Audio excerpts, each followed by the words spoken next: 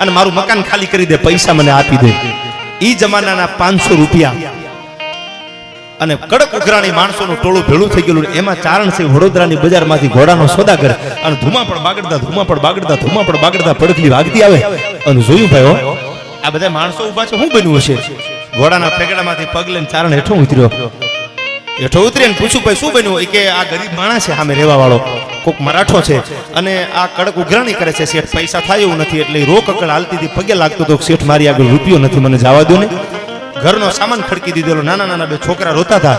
ચારણ જોઈ નો હોય, કોકના દુઃખમાં ભાગીદાર બને ને સાહેબ, એને જગત કોઈ દી ભૂલતી નથી.